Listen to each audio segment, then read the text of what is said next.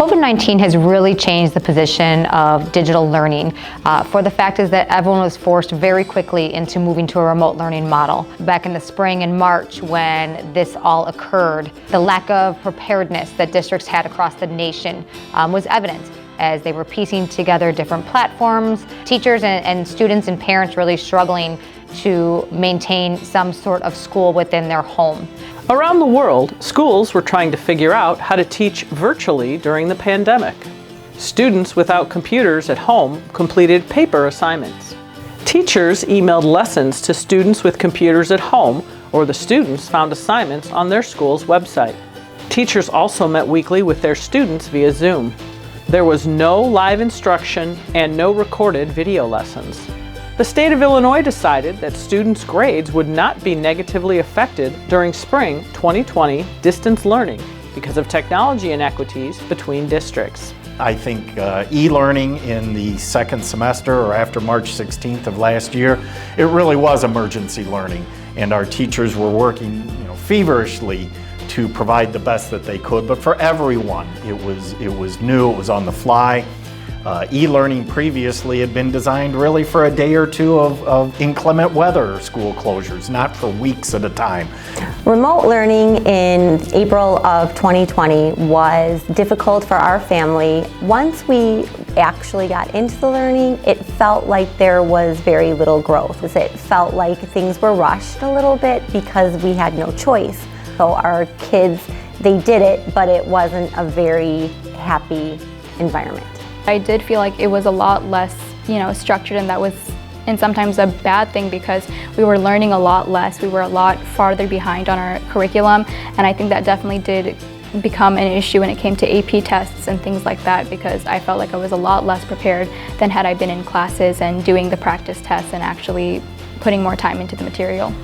District 202 staff knew improvements needed to be made to enhance remote learning, and district administration, teachers, and staff worked hard to make those critical changes over the coming months. So the summer of 2020 was really about professional development for Plainfield staff. All staff was required to take a minimum of 3 virtual hours throughout the summertime. At the beginning of August, we did something in Plainfield, and it was our first annual summer summit. And that is where I brought together 101 sessions put on by our actual Plainfield Google certified teachers. We had every single session was at capacity of all of our teachers wanting that and still asking for more. It's great to see that our teachers and our staff here just want more, and they want to do the absolute best they can for our students. The district was very helpful, generous, and supportive in providing a tremendous amount of professional development learning opportunities. I really took those opportunities seriously over the summer.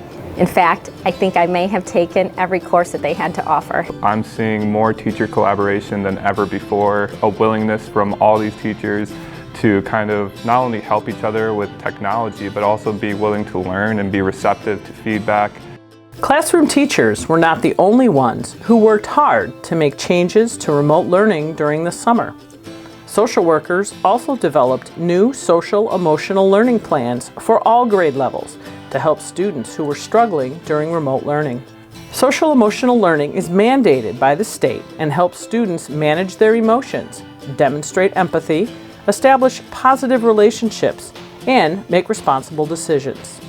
I would say the need for social-emotional learning during the pandemic was emphasized much more so in remote learning just because we had students who were struggling with the environment in which they were learning. Over the summer, 4 of our social workers that were doing extended school year, part of their job responsibilities was to help create lessons for the rest of our social workers. There was a dedicated time put in place at every level that wasn't there at the middle or high school, but because of our flexibility with the remote learning schedule, we were able to make that a dedicated time for all students.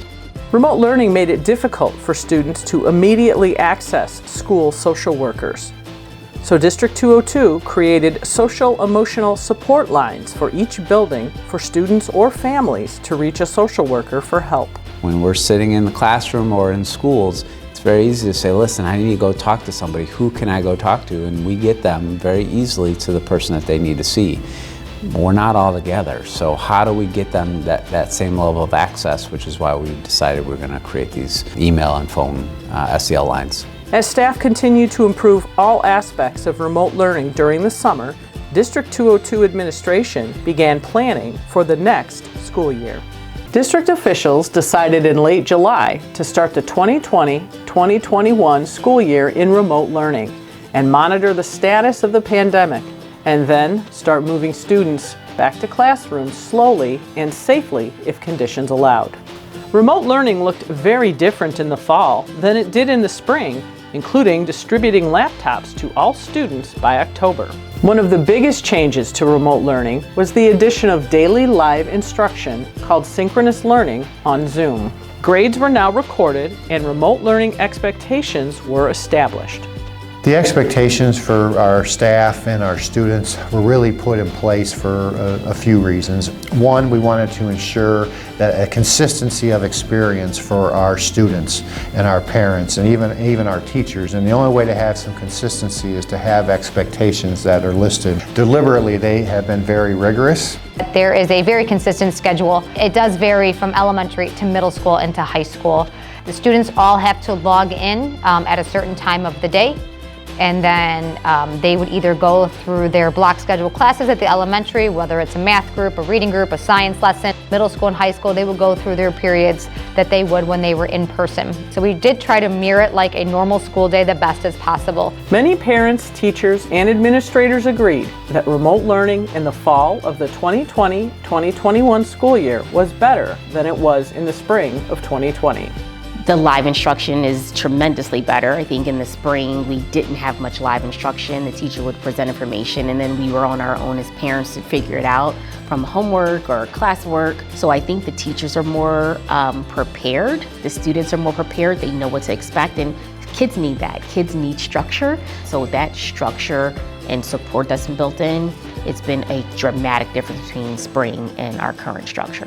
Now I pretty much am in class every single day at a very specific time, and I feel like I'm definitely learning a lot more because I'm in class all the time and I have homework, and the Google Classroom for every teacher is completely set up, which actually helps a lot because I'm able to keep track of my assignments a lot better. Our written curriculum is what our teachers teach and our students need to learn. The curriculum is the same no matter what mode of learning, whether it's remote learning, in person, or hybrid. While the curriculum remained the same, the buildings began to change as the district prepared for staff and students' eventual and highly anticipated return.